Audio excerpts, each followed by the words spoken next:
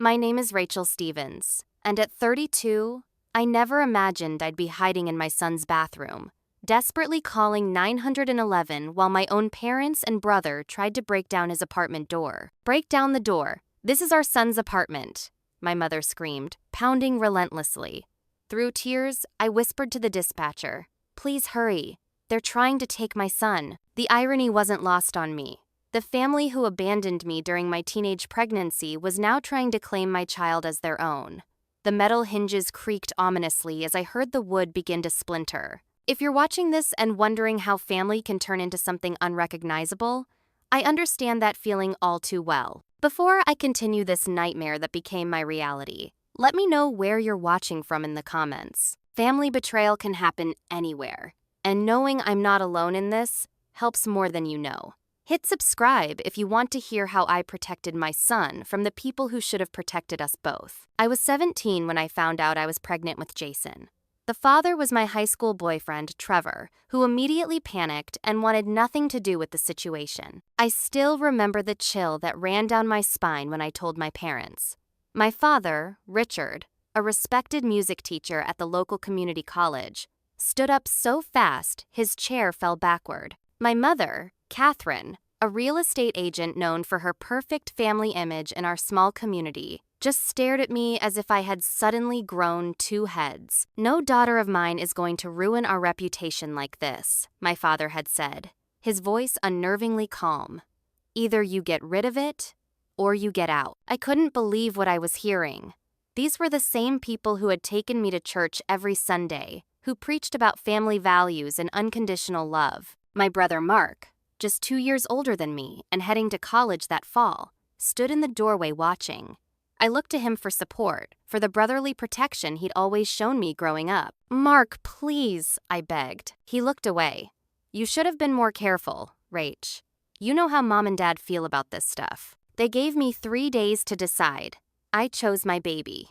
The morning they kicked me out, my mother handed me $200 and a small suitcase of clothes. "Don't come back," she whispered, and closed the door on her pregnant teenage daughter. I spent the next few months couch surfing with friends until my high school guidance counselor, Mrs. Morales, connected me with a program for teen mothers. They helped me finish high school while pregnant and secure a tiny studio apartment. When Jason was born, I was alone in the delivery room except for a kind nurse named Diana who held my hand through 18 hours of labor. Life as a single teen mom wasn't easy, but I was determined to give Jason everything my parents said we couldn't have. I worked multiple minimum wage jobs while taking night classes at community college. There were nights I cried myself to sleep after Jason was tucked in, wondering how I would make rent or afford his growing shoe size. But every morning, I woke up to his smile and kept pushing forward. By the time Jason turned 10, I had earned my paralegal certification and secured a position at Hamilton and Associates, a respected law firm in town. We moved from our tiny apartment to a modest 2-bedroom place in a safer neighborhood. Jason was thriving in school, showing a natural talent for music that sometimes made my heart ache because it reminded me of my father. For 15 years, I hadn't heard a word from my family. No birthday cards for Jason, no Christmas calls, absolutely nothing. I had accepted it and built our own little family of 2, supplemented by close friends who had become our chosen relatives. Diana, the nurse from Jason's birth, remained a dear friend and unofficial aunt to Jason. My boss, Emily Hamilton, had taken a chance on me and became a mentor. My neighbor, Mrs. Chen, watched Jason after school when he was younger. We weren't rich, but we were happy and secure. Then, 3 months ago, I received a Facebook message from my mother. "Rachel, it's been too long. Your father and I have been thinking about you and our grandson. We made terrible mistakes. We'd like to meet Jason. Please consider giving us a chance to make things right." I stared at the message for hours, emotions cycling through me like a tornado. Anger, hurt, confusion, and beneath it all, a tiny flicker of hope that my son might know his grandparents after all. I showed the message to Jason, now 15, and curious about the family he'd never known. "It's your call, Mom," he said with a maturity that made my chest swell with pride. "But I wouldn't mind meeting them.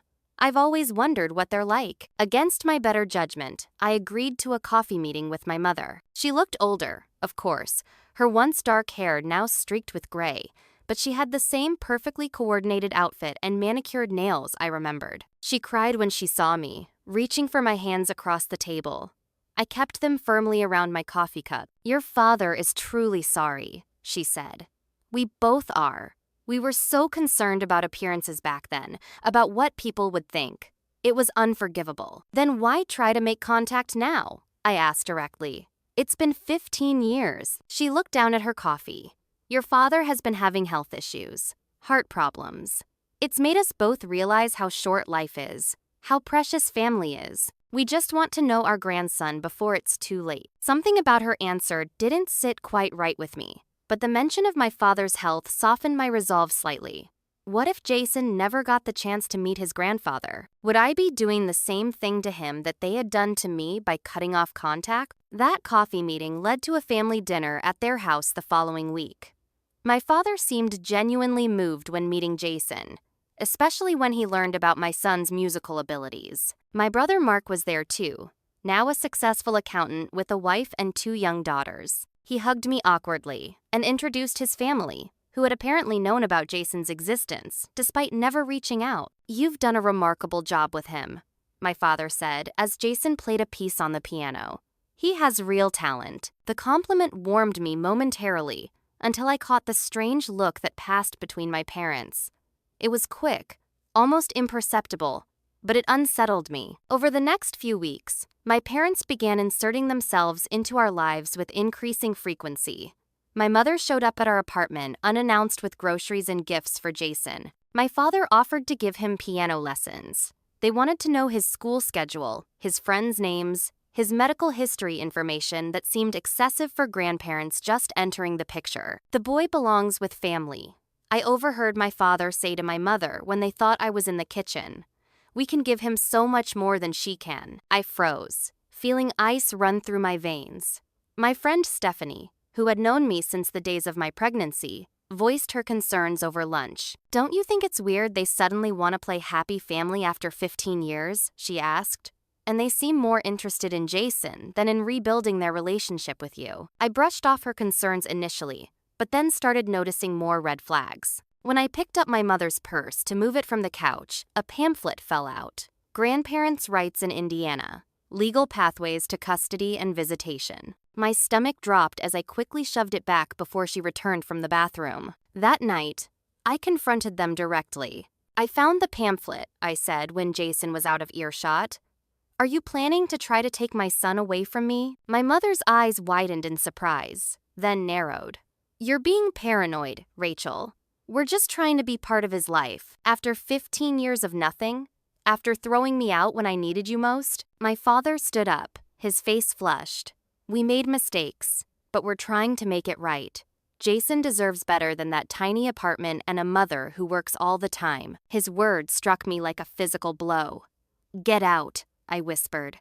"Get out of my home right now." They left, but the damage was done. Jason had heard part of the argument and was confused and upset. "Why were you yelling at Grandpa?" he asked. "I thought we were trying to be a family again." How could I explain to my son that the grandparents he was just getting to know might be plotting to take him away from me? That the family reunion he had hoped for might be nothing more than a calculated plan? "Sometimes adults have complicated relationships," I told him carefully. "I'm just being cautious because they hurt me very badly once." He nodded, but I could see the conflict in his eyes.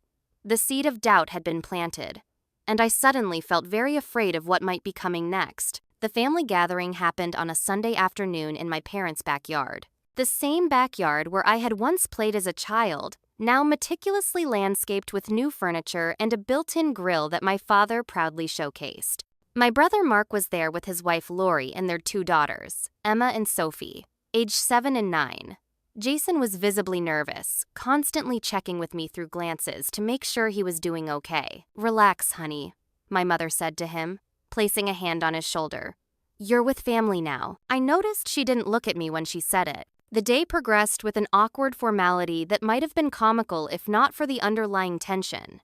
My father kept steering conversations toward Jason's future, his education, his talents. He had set up an electric keyboard on the patio and urged Jason to play something. "You know, I could get you into programs that would really develop your skills," my father told Jason as they sat together at the keyboard. "Your mother probably hasn't had the connections or resources to explore that properly." I bit my tongue, reminding myself that causing a scene would only make things worse. Jason played a piece he had composed himself, and genuine surprise registered on my father's face. "You wrote this?" he asked. And when Jason nodded, he turned to my mother. "Catherine, come listen to what our grandson created." Our grandson, not Rachel's son. The distinction wasn't lost on me. My mother showered Jason with attention, bringing out photo albums of our family that conveniently skipped the years after I was kicked out. She presented him with an expensive watch that had apparently belonged to her father. "Family heirlooms should stay in the family," she said pointedly. "It's about time you had this." Mark kept his distance from me most of the day, but during a moment when everyone was distracted by dessert, he approached. "How are you doing? Really?" he asked quietly. "With your job and everything? The apartment situation stable?" His question seemed innocent enough, but something about his tone felt off, like he was gathering information rather than genuinely inquiring about my welfare. "We're doing great," I replied firmly. "Jason is thriving in school. I'm up for a promotion, and our apartment is perfect for us." "Good, good," he nodded, not quite meeting my eyes. "Dad's been worried, you know. With his health issues, he wants to make sure everything is taken care of." Before I could press him on what that meant, my mother called everyone for cake. As we were leaving, my father pressed a check into Jason's hand. "For music lessons with Professor Benton at the conservatory," he said. "I've already spoken to him about you." "Dad," I interrupted, "we can't accept this. And you should have discussed this with me first." "Don't be ridiculous, Rachel," he said dismissively. "This is what family does. Besides, it's not like you could afford these kinds of opportunities on your salary." The drive home was quiet, Jason fingering the check in his hands. "Mom," he finally said, "why won't you let Grandpa help with my music? Professor Benton is supposed to be amazing." I gripped the steering wheel tighter. "It's not about the music lessons, Jason. It's about your grandfather making decisions about your life without consulting me, your mother." "But isn't it good they want to be involved now?" he asked, his young face earnest. "Isn't this what you wanted? Was it?" I wasn't sure anymore. What I had wanted was an apology, acknowledgement of the pain they had caused, a genuine desire to make amends. What I seemed to be getting was a calculated attempt to undermine my role in my son's life. The next day, I received a call from Stephanie. "Your mother came into my salon yesterday," she said without preamble. Stephanie owned a small hair salon downtown, one I had been visiting since before Jason was born. "What did she want?" I asked, already dreading the answer. "She was asking all kinds of questions about you. How you were as a mother, if Jason ever seemed neglected or unhappy, if I had ever noticed anything concerning about your parenting." My blood ran cold. "What did you tell her?" "I told her to get the hell out of my salon," Stephanie replied firmly. "Rachel, something isn't right here. They're building a case against you." That evening, I searched through my mother's purse again when she came to visit, ostensibly to bring a home-cooked meal. I found more pamphlets about grandparents' rights and a business card for a family law attorney. When I confronted her, she became defensive. "We're just exploring all our options," she said. "We want to be sure we have legal rights to see Jason." "You have no rights to my son," I stated firmly. "I decide who gets to be in his life." She smiled sadly, as if I were a child who didn't understand. "We'll see about that, dear." After she left, I called my lawyer friend Alicia, who specialized in family law. "Be very careful," she warned after I explained the situation. "Indiana has strong grandparent visitation laws, especially if they can prove they've established a meaningful relationship with the child. Document everything. Every visit, every gift, every inappropriate comment." I started keeping detailed notes, and when my parents called or texted about seeing Jason, I insisted on communicating through email to maintain a paper trail. I sensed their frustration growing with each boundary I established. Then came the school incident.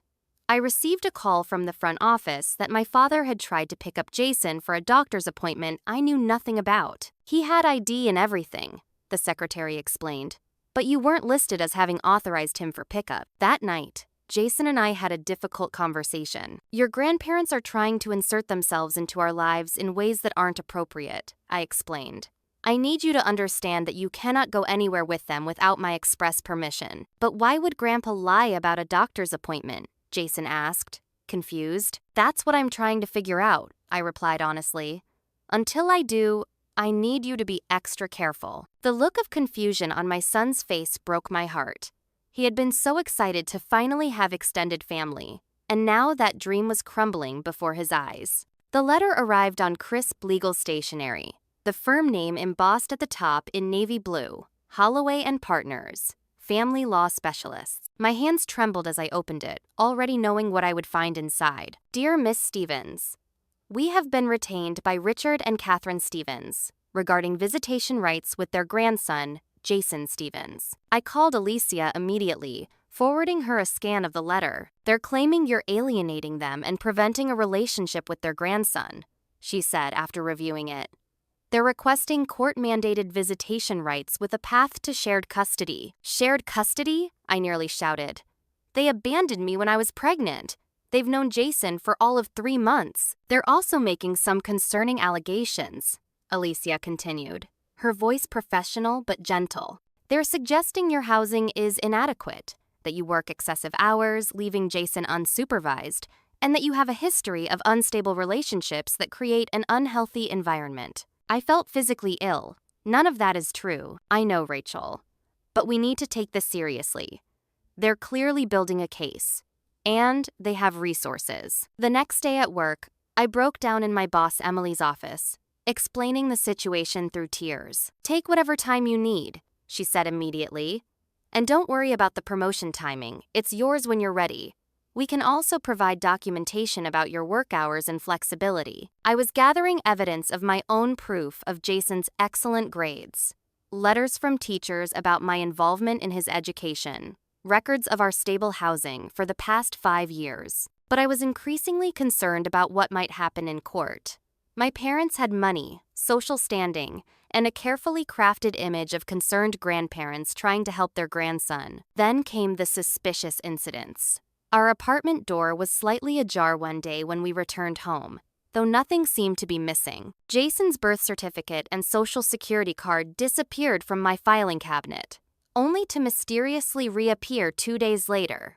Anonymous calls came in the middle of the night, with no one on the other end. Someone's been in our home, I told Alicia during our next meeting, and I think they're recording our conversations. She looked alarmed. Have you noticed any unusual devices? Any gifts from your family that could contain recording equipment? I thought about the expensive digital clock my brother had given Jason for his desk, insisting on placing it himself. When we took it apart that evening, we found a tiny microphone inside. You need to get out of that apartment, Alicia advised, at least temporarily, until we can file for an emergency restraining order. That night, Jason and I packed essential items and went to stay with my friend Bethany, who lived in a nearby town. I notified Jason's school that only I was authorized to receive information about him and implemented a password system for any phone calls. The hearing for the restraining order was set for the following week. In the meantime, I received a disturbing call from Mrs. Chen, my former neighbor, Rachel. There was a man asking questions about you and Jason in the building today, she said. He claimed to be conducting a census, but the questions were very personal about your visitors, your hours, whether Jason was ever alone, a private investigator. They were building their case, looking for any ammunition they could find. The night before the hearing, I received a text from an unknown number. You can't hide him forever. Blood is thicker than water. I showed it to the police officer handling our case, who added it to our file but warned me it would be difficult to prove who sent it. The courtroom was cold and impersonal as I sat with Alicia, avoiding eye contact with my parents and brother across the aisle. My father looked frail but determined, my mother perfectly composed in a conservative suit that screamed responsible grandmother. Mark sat rigidly beside them, his expression unreadable. The judge granted the temporary restraining order based on the evidence of harassment and the suspicious recording device, but warned that the grandparents' petition for visitation rights would proceed separately. "This isn't over," my mother mouthed to me as they exited the courtroom. She was right. 2 days later, they filed an emergency petition claiming I had kidnapped Jason from his family home and was mentally unstable. They included affidavits from family friends who claimed I had been an unstable teenager with a history of lying and emotional problems. "They're getting desperate," Alicia assured me. "This kind of overreach usually backfires in court, but their desperation made them more dangerous." Jason was struggling with the stress, his grades beginning to slip for the first time. I arranged for him to speak with a therapist, Dr. Freeman, who specialized in family trauma. "He's confused and hurt," Dr. Freeman told me after their session. "He feels pulled between loyalty to you and the natural desire to know his extended family. The deception is what's troubling him most, the realization that their affection might not have been genuine." I made the heartbreaking decision to send Jason to stay temporarily with Bethany at her sister's house in Cincinnati, 2 hours away, where my parents wouldn't think to look. It meant missing school, but his safety and emotional well-being had to come first. With Jason safely away, I returned alone to our apartment to retrieve more of our belongings and some important documents we would need for the upcoming legal proceedings. I believed my parents would be tied up in a meeting with their lawyers that afternoon, based on information from Alicia's legal network. I was carefully going through papers when I heard voices in the hallway outside our apartment door, voices I recognized immediately. "She has to be here. Her car is in the lot." My mother's voice came through clearly. "The manager said he saw her come up 10 minutes ago," Mark added. "Break down the door if you have to," my father commanded. "This is our son's apartment." I froze in terror, then quietly slipped into the bathroom, locking the door and calling 911 with shaking hands. I could hear pounding on the apartment door, the wood straining against the frame. I texted Alicia, "Parents at Apt trying to break in," called 911. There was a splintering sound, and I knew they had forced their way inside. The bathroom door was thin, certainly not built to withstand determined intruders. I pressed my back against it, heart hammering in my chest, as I heard them entering the apartment. "Rachel?" My mother's voice called out with artificial sweetness. "We know you're in here. We just want to talk about Jason." I remained silent, the 911 dispatcher still on the line, whispering that officers were 3 minutes away. "Where is he?" my father demanded, his voice closer now. "Where have you taken our grandson?" "Our grandson. Never your son." The distinction made my blood boil despite my fear. "Rachel, you're being ridiculous," Mark's voice now, right outside the bathroom. "Open the door. We're family." Family. The word had become poison. The bathroom doorknob rattled. "She's in here," Mark called to our parents. "Rachel, you're having another episode," my mother announced loudly, clearly performing for an audience that wasn't present. "We're worried about your mental state. We're here to help you." I realized with horror what they were doing, creating a scenario where they could claim I was having a breakdown, perhaps even dangerous to Jason. The revelation made me physically ill. "The police are on their way," I called out, my voice stronger than I expected. "I have a restraining order against all of you." There was a pause, then my father's voice, cold and controlled. "We're concerned parents checking on our unstable daughter who has kidnapped our grandson. That's what the police will hear." The doorknob rattled more violently. Then a thud as someone, likely Mark, pushed against it with their shoulder. The frame creaked ominously. Just as I heard sirens in the distance, my phone buzzed with a text from an unknown number. A photo appeared on screen. Jason's bedroom in my parents' house. They had created a fully furnished room for him, complete with music equipment and a computer. The message beneath read, "Everything is ready for him to come home." The implication was clear. They had been planning this for months, creating a space to transition Jason into their home. This wasn't a spontaneous reconciliation. It was a calculated abduction plan. When the police arrived minutes later, they found a surreal scene. My parents and brother standing in my living room, my father clutching a file folder of documents, while I remained barricaded in the bathroom. As the officers separated everyone and began taking statements, my mother switched seamlessly into victim mode. "We're just so worried about our daughter," she told an officer, dabbing at non-existent tears. "She's always been troubled, and now she's taken our grandson somewhere and won't tell us where. We have partial custody," she added, presenting papers from her purse that I knew were either forged or grossly misrepresented. Fortunately, the restraining order was quickly verified, and the officers were professional and thorough. They took photos of the damaged door frame and collected statements from everyone present. My mother continued her performance. My father presented his carefully prepared evidence of my supposed instability, and Mark remained suspiciously quiet. When asked why they had broken into the apartment, my father claimed they had heard concerning noises and feared for my safety. The lie was delivered with such conviction that for a moment, I questioned my own reality. As they were escorted from the building, my mother turned back to me, her expression no longer maintaining any pretense of maternal concern. "We will find him," she said simply. "Blood always wins." The aftermath left me shaken to my core. I filed charges for breaking and entering, violation of the restraining order, and attempted kidnapping, though my parents' lawyer quickly worked to have the latter reduced to a lesser charge. That evening, as I sat in Bethany's sister's living room in Cincinnati, Jason asleep in the guest room, I received an email from an unfamiliar address. It contained only an attachment, a recording of a conversation between Jason and me from weeks earlier, discussing my frustrations with my job. The audio had been selectively edited to make it sound like I was an angry, unstable parent. "How did they get this?" I asked Alicia over the phone, my voice barely above a whisper. "The recording device you found might not have been the only one," she replied grimly. "And they've likely had access to your email and possibly your phone." A thorough check of my devices revealed malware on my laptop and phone spyware installed remotely, likely when I had logged into my parents' Wi-Fi during that first family dinner. Mark, I realized, worked with an accounting firm that had an IT security division. He would have had access to such software. The next morning, I received a call from Jason's school. "Someone claiming to be your brother tried to access Jason's academic records online," the administrator explained. "They had some of your personal information, but couldn't answer the security questions correctly." The invasion felt complete.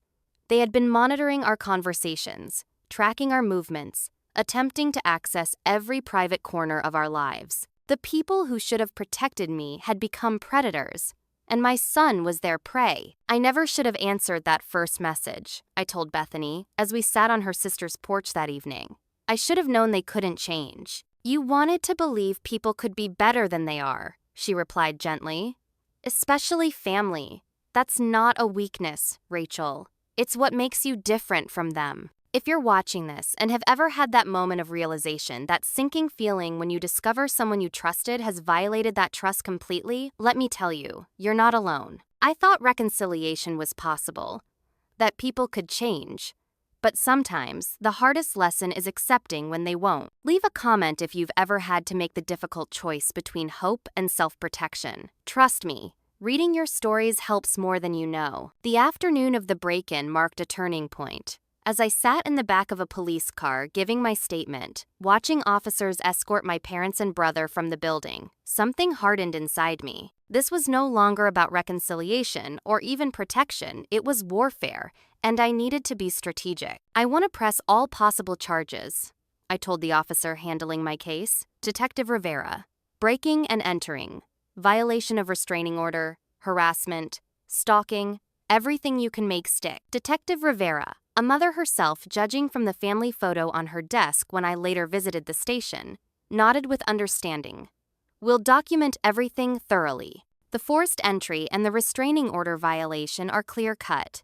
The other charges will depend on what evidence we can gather." My parents were temporarily detained for questioning, then released with an order to appear in court the following week. Mark was issued a citation, but avoided detention by claiming he had merely accompanied our parents out of concern for their well-being. While they were occupied with the police, I called Dr. Freeman to update her on the situation and discuss how to tell Jason what had happened. "He needs to know the truth, but in an age-appropriate way," she advised.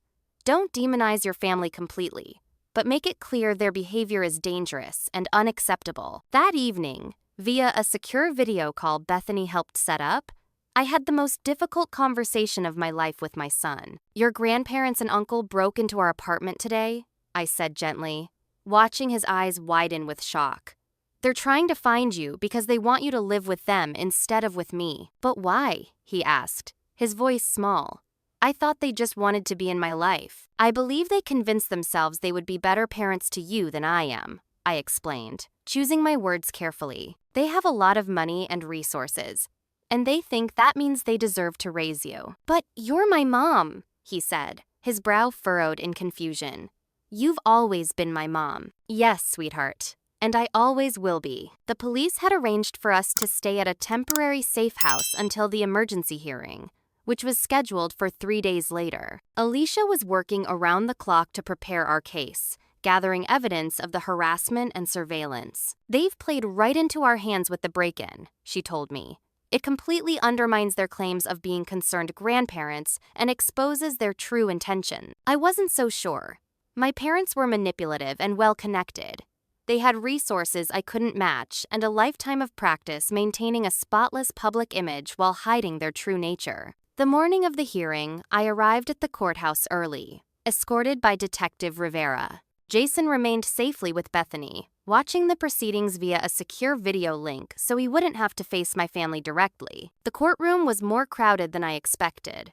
My parents had brought several character witnesses, longtime friends and colleagues who would testify to their upstanding reputation in the community. My father, looking frailer than ever, sat with an oxygen tank beside him, the picture of a concerned grandfather in declining health. When it was my turn to testify, I presented a timeline of events from the first contact 3 months earlier to the apartment break-in, including evidence of the recording devices, the spyware on my devices, and the private investigator they had hired to follow us. Miss Stevens, my parents' lawyer asked during cross-examination, "Isn't it true that you have denied your son access to his grandparents for most of his life?" "They denied themselves access when they threw me out for being pregnant with him," I replied steadily. "I didn't receive so much as a birthday card from them for 15 years. And now that they're trying to be involved, you're preventing that relationship because of your own resentment. Isn't that right?" I welcomed their involvement initially. I corrected him. Until it became clear they were attempting to replace me rather than support me as Jason's mother. When my father took the stand, he painted a picture of a troubled daughter who had run away as a teenager, refusing their help and support during her pregnancy. "We've been trying to locate them for years," he claimed, his voice weak but convincing. "When we finally found Rachel through social media, we just wanted to help provide Jason with the opportunities and stability she couldn't give him." It was a masterful performance, delivered by a man who had spent decades building a reputation as a respected educator and community member. I could see several jurors nodding sympathetically. My mother testified next, describing the break-in as a wellness check prompted by concerns about my mental health. "We feared she might harm herself or Jason," she said, dabbing at her eyes. The locked bathroom door only confirmed our fears. Then came the bombshell. Their lawyer presented evidence of my supposed instability, edited recordings of arguments with Jason, out-of-context text messages, and statements from former neighbors about late-night arguments they claimed to have heard. But their case began to unravel when Mark took the stand. Under intense questioning from Alicia about the spyware and recording devices, he became flustered and contradictory. "So you didn't install monitoring software on your sister's devices when she visited your parents' home?"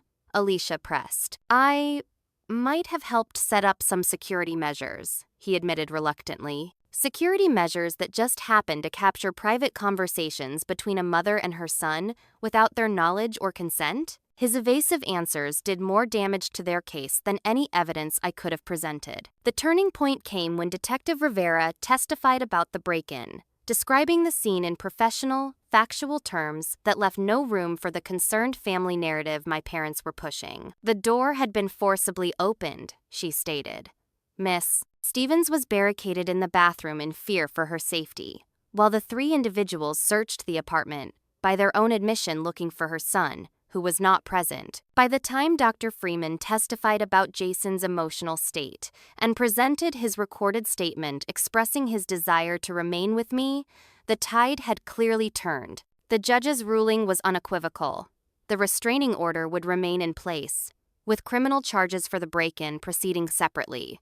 My parents' petition for visitation rights was denied pending the outcome of those criminal proceedings. As we left the courtroom, I felt a surge of relief, but it was tempered by the knowledge that this wasn't truly over. My parents and brother stood across the hallway, huddled with their lawyer. My mother's eyes met mine, her expression cold and calculating despite their legal defeat. I knew then that they wouldn't stop.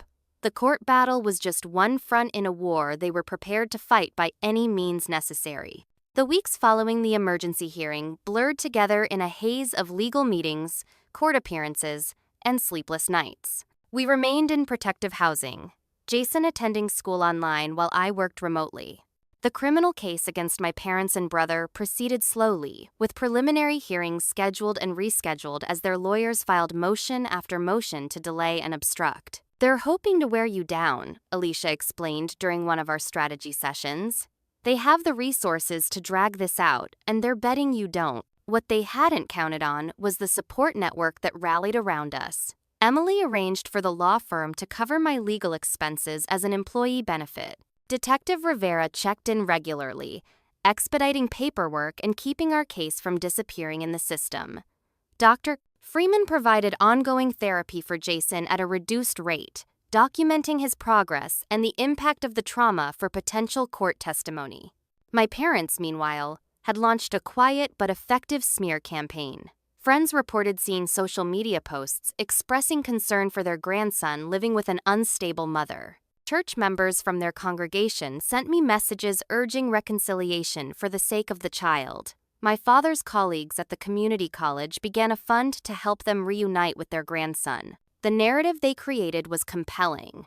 Devoted grandparents trying to help a troubled daughter and provide opportunities for their talented grandson. It was a story people wanted to believe, the kind-hearted older couple versus the ungrateful daughter keeping them from their grandchild. The truth was messier and less palatable. Who wanted to hear about parents who abandoned their pregnant teenager, only to reappear 15 years later with designs on her child? About respected community members who installed spyware and recording devices to spy on their daughter? About a family willing to destroy a mother-son relationship to satisfy their own needs? 2 months after the break-in, the criminal case went to trial. My parents faced charges of breaking and entering, violation of a restraining order, and harassment, while Mark was charged as an accomplice. The evidence against them was substantial, but their lawyer had constructed an elaborate defense centered on their concern for my well-being and Jason's welfare. The courtroom was tense as my father took the stand, oxygen tank beside him, playing perfectly into the image of the frail, concerned grandfather. "We just wanted to check on Rachel," he testified, his voice deliberately weak.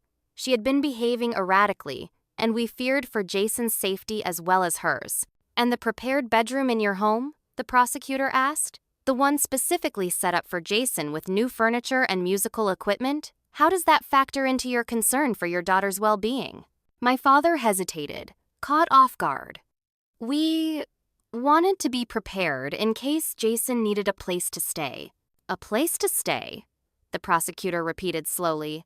"Not to live permanently? Well, if Rachel needed time to get help, so you admit you were planning to take custody of the minor child?" The facade cracked slightly.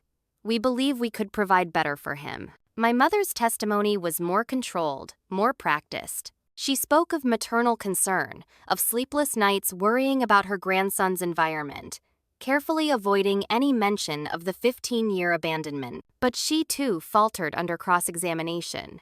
"Mrs. Stevens, could you explain these text messages between you and your husband?" The prosecutor displayed screenshots on the courtroom monitor, messages I had never seen before, obtained through the criminal investigation. "Once we get the boy, we can sell the lake house. We won't need the extra income with her out of the picture." My mother's face paled. "That's taken out of context. Please provide the context, Mrs. Stevens." She couldn't. Mark's testimony proved even more damaging to their case. Under pressure, he admitted to installing the spyware on my devices, to helping plan the intervention at my apartment, and to discussing strategies for gaining custody of Jason. "Why?" the prosecutor asked simply. Mark looked at our parents, then down at his hands. "Dad has some financial problems." business investments that went south. They needed dat help. Help from a 15-year-old boy? From Rachel, he clarified. They figured once they had Jason, she'd have to support them to maintain access to him. The revelation stunned the courtroom. This hadn't been about concern or even control, it had been about money all along. The jury deliberated for less than 2 hours before returning guilty verdicts on all counts. My parents received suspended sentences due to my father's health, with strict probation terms, including mandated therapy and permanent restraining orders. Mark received community service and probation, his cooperation with prosecutors earning him leniency. As significant as the criminal verdict was, the subsequent family court ruling proved even more important for our future security. The judge not only dismissed my parents' petition for visitation rights, but issued a strongly worded decision that would make any future attempts nearly impossible. The court finds the petitioner's actions demonstrate not a genuine desire for a relationship with their grandson, but rather a concerning pattern of manipulation and control, the judge wrote. Their behavior has caused significant emotional harm to both the minor child and his mother, and any contact would be detrimental to the child's well-being. The media coverage was brief but intense. Local news covered the family custody battle turned criminal, with headlines like "Grandparents' Rights Case Exposes Alleged Extortion Plot."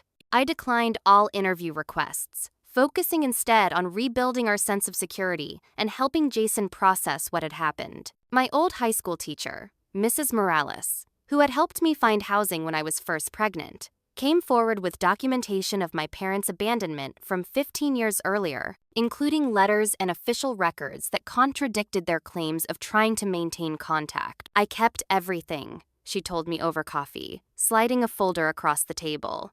"I always thought someday you might need proof of what really happened." Her foresight proved invaluable in countering my parents' revisionist narrative of our family history. Throughout the legal proceedings, Jason showed remarkable resilience, though Dr. Freeman noted signs of anxiety and trust issues that would need ongoing attention. He testified via closed-circuit television, answering questions about his relationship with me and his brief interactions with his grandparents. "I want to stay with my mom," he stated clearly when asked his preference.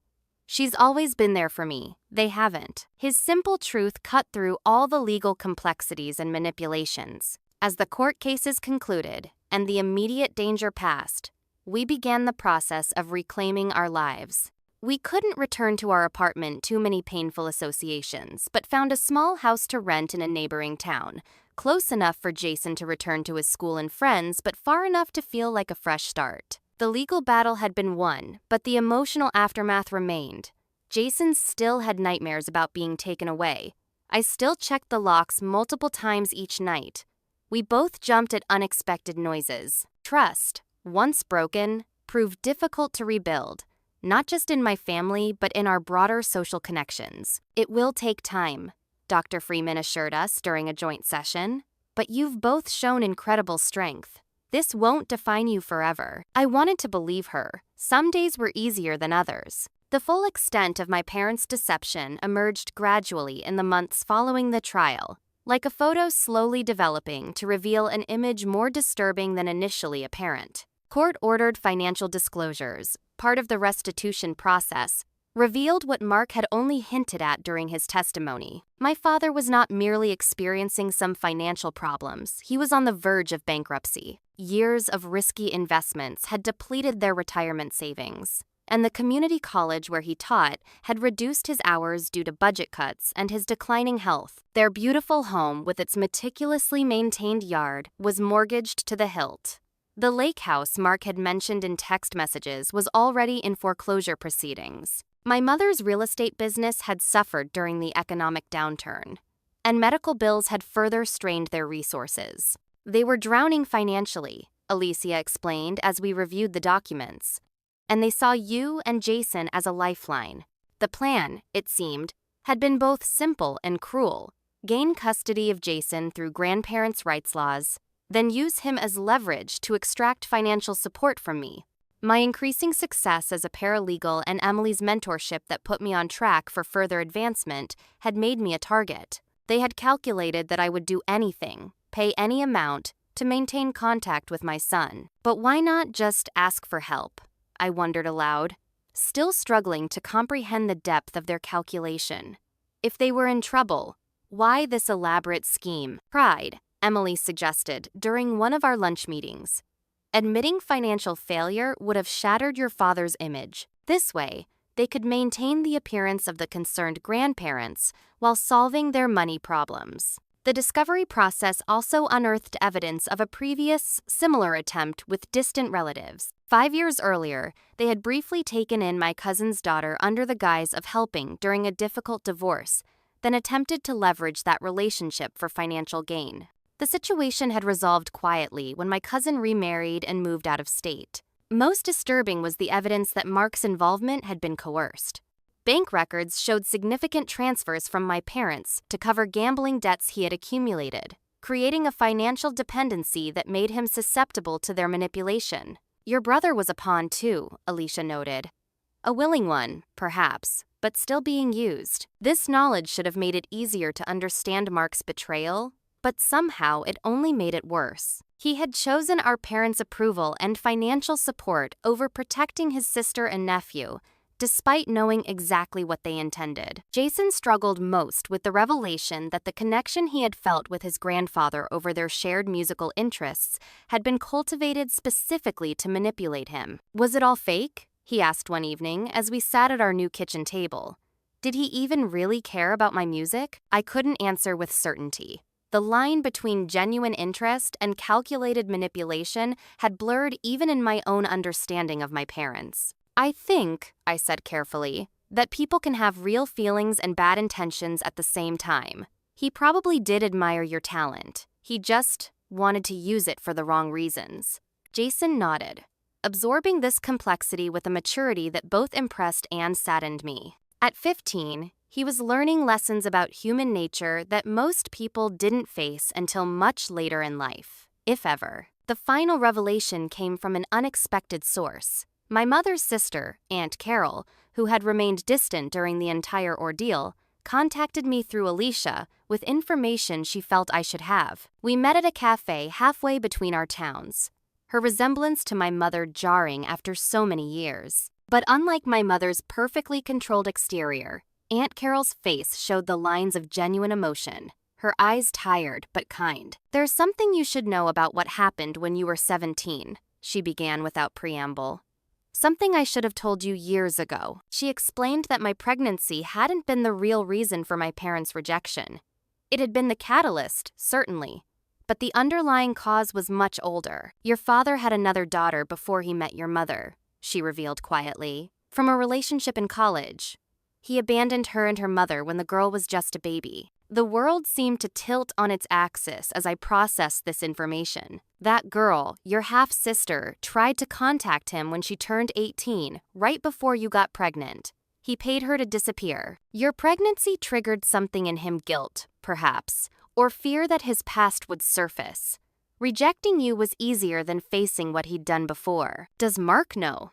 I asked, my voice barely audible. "I don't think so. Catherine and Richard built their entire relationship on the idea of perfect family values. This secret threatened everything. It explained so much: my father's excessive reaction to my pregnancy, my mother's fanatical concern with appearances, their obsession with controlling the narrative around family. When you succeeded as a single mother, it was like a living reminder of his greatest shame," Aunt Carol continued.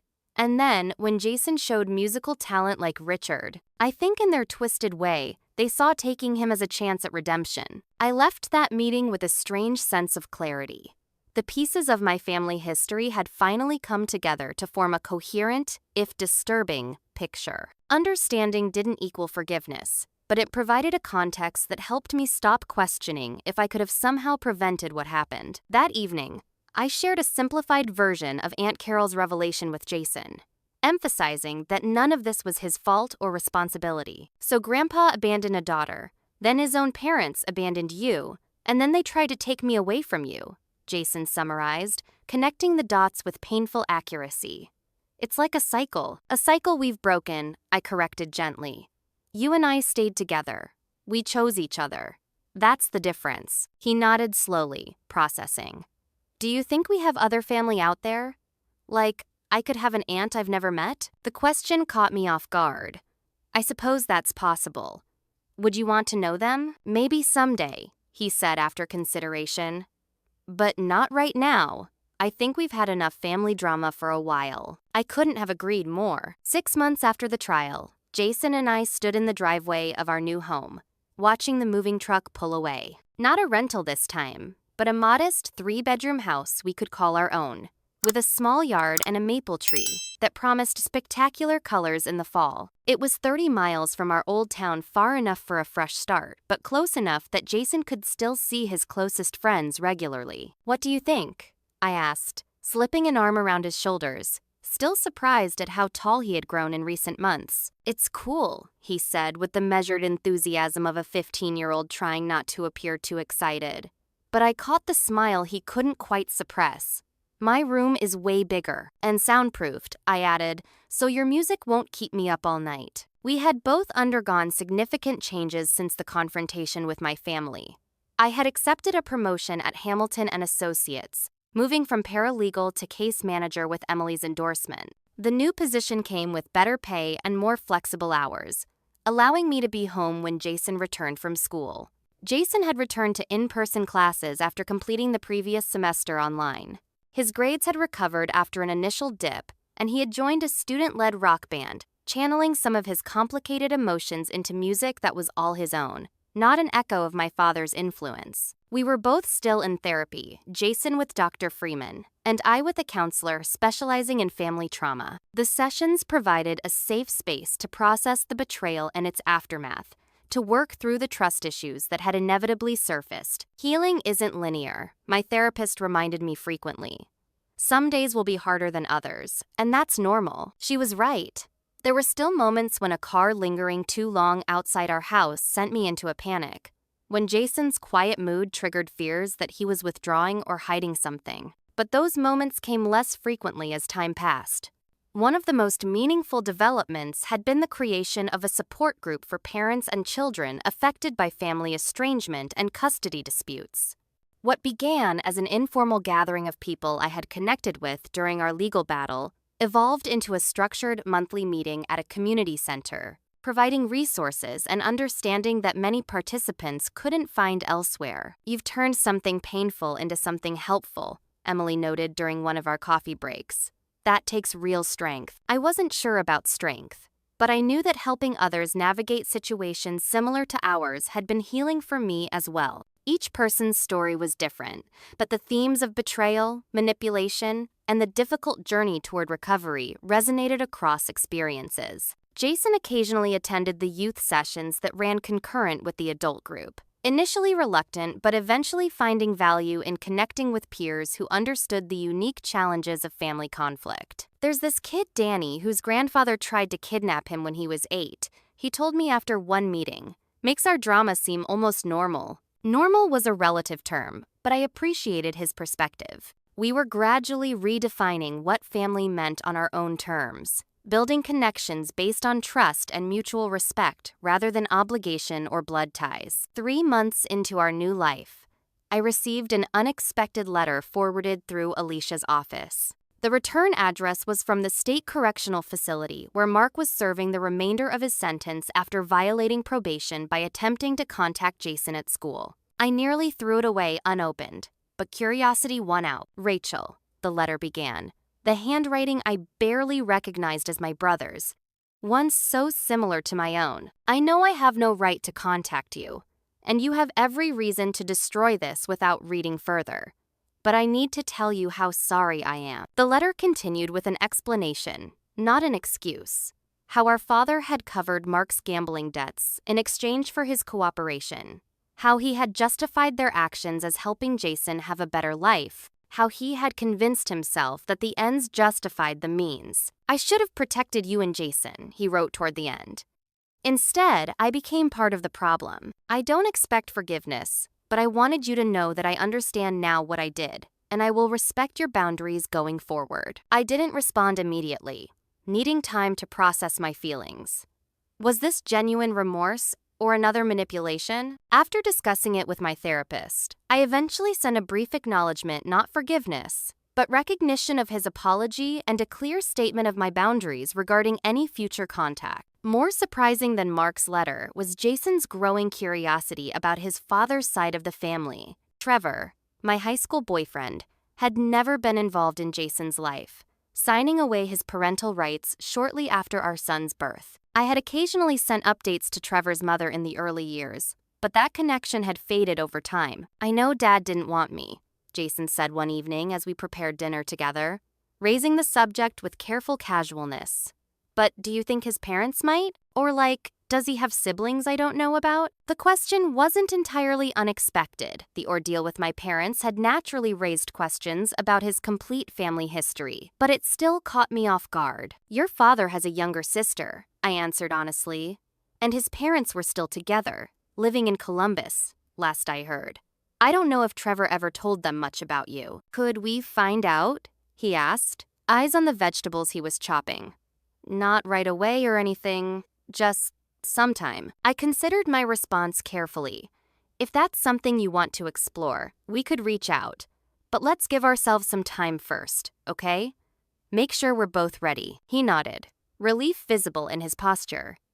"Yeah, that makes sense." 2 months later, after several discussions with our respective therapists, I sent a letter to Louise Miller, Trevor's mother, including recent photos of Jason and a brief update on our lives. I made no requests or expectations, simply opening a door that Jason wanted unlocked. The response came within a week, a tear-stained letter expressing shock and joy at the contact. Trevor had told his family that I had refused to let them be involved, a lie that had prevented them from reaching out themselves. Louise had kept all the early updates I had sent, but had respected what she believed were my wishes for no contact. Our first meeting was arranged carefully, at a restaurant halfway between our towns, with both our therapists briefed in advance. Jason was uncharacteristically quiet on the drive, picking at a loose thread on his jean. "Nervous?" I asked. "What if they don't like me?" he replied. The question so vulnerable it made my heart ache. "Or what if they're like, your parents?" "Then we thank them for lunch and head home," I said simply.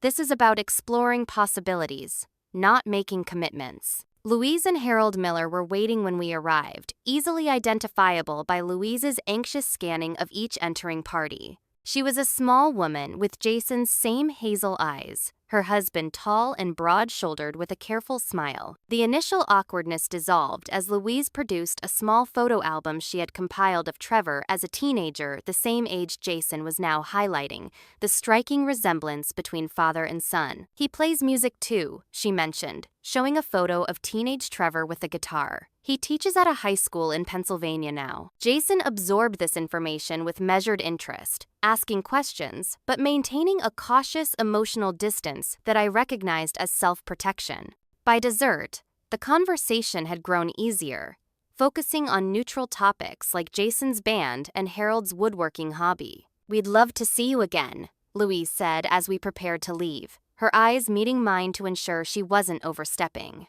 "Whenever you're comfortable. No pressure." The contrast between their respectful approach and my parents' forceful intrusion couldn't have been more stark. On the drive home, Jason was thoughtful. "They seem nice," he finally offered. "Not what I expected." "What did you expect?" He shrugged. "I don't know. I guess I thought they'd be more like Dad, just not interested." "People can surprise you," I said, sometimes in good ways. We developed a careful relationship with the Millers over the following months, occasional visits, holiday cards, a growing connection that respected our boundaries and moved at Jason's pace. Trevor remained distant, having built a new life with a new family, but his parents became a positive addition to our expanding circle. 1 year after the trial, Jason and I sat on the back porch of our house, the evening mild as spring transitioned toward summer. He was playing a new composition on his acoustic guitar, something gentler than his usual rock preferences, the melody wistful but not sad. "That's beautiful," I commented when he finished. "Does it have a name?" "New Beginnings," he replied with a hint of embarrassment. "Kinda cheesy, I know. I think it's perfect." As we sat in comfortable silence, watching fireflies begin to appear in the gathering dusk, I reflected on our journey. We had survived a betrayal that could have destroyed us, emerging stronger and more certain of ourselves and each other. We had learned painful lessons about trust and family, but also discovered the capacity to build new connections on healthier foundations. The future still held uncertainties. Jason's eventual contact with his father, my own complex feelings about my family of origin, the ongoing work of healing. But sitting there in the growing darkness, those concerns felt manageable. Problems to be solved rather than threats to our existence. Mom? Jason's voice broke into my thoughts. I'm glad we chose each other. The simple statement encompassed everything: our past struggles, our present peace, our commitment to moving forward together. Me too, I replied. Every single day. If my story has resonated with you in any way, I'd be grateful to hear your thoughts in the comments.